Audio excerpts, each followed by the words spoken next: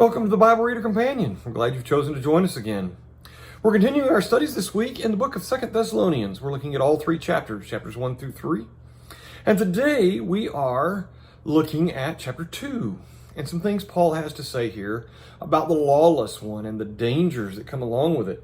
If you begin in verse 9 and read with me, listen to what he says. He says, "The coming of the lawless one is according to the working of Satan with all power, signs, and lying wonders, and with all unrighteous deception among those who perish, because they did not receive the love of the truth that they might be saved. And for this reason, God will send them strong delusion, that they should believe the lie, that they all may be condemned who did not believe the truth, but had pleasure in unrighteousness." There's a pretty strong warning that is offered here, and that is that we can believe things that are a lie. Things that are dressed up as the truth. You know, Satan dressing things up as the truth is not new. From the very beginning of time in the Garden of Eden, Satan has salted the deception with seeds of truth. Think about it. In the Garden of Eden, he didn't come along and say, "Hey, Eve, you know what? You eat of that fruit that God told you, you're going to bring some really severe consequences on the world." He said, "Here, I tell you what's going to happen." He said, "You're going to come to know good and evil." And you know what? They did.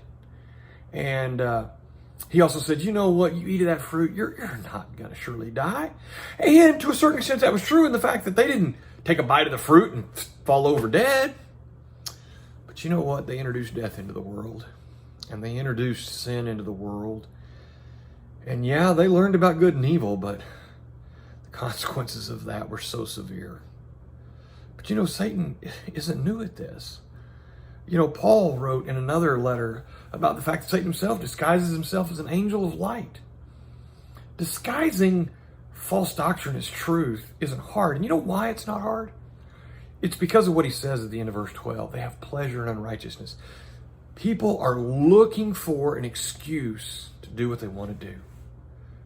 You know, I can't tell you how many times I've heard people talk about going until they find a church or find someone who will tell them that what they're doing is okay and make them feel good about whatever life it is that they're living, no matter how contrary to the will of God that it is. Because there are people who will sell just about anything as the gospel of Jesus Christ. And you know what? There are people who are willing to believe that lie. Here's the real question, and that is, are we willing to believe a lie because we want to soothe our conscience more than we really want to know what the truth is? And that's what Paul is warning against here. I hope you'll join us tomorrow for our final study of the week, because we're going to look at how we can avoid falling for those lies. What's the anchor that we can have? So I hope you'll join us tomorrow as we continue to study together in the book of 2 Thessalonians. Thank you.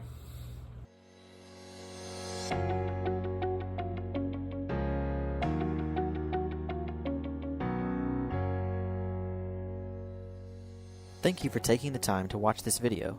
Subscribe to our YouTube channel and follow us on Facebook for more content like this.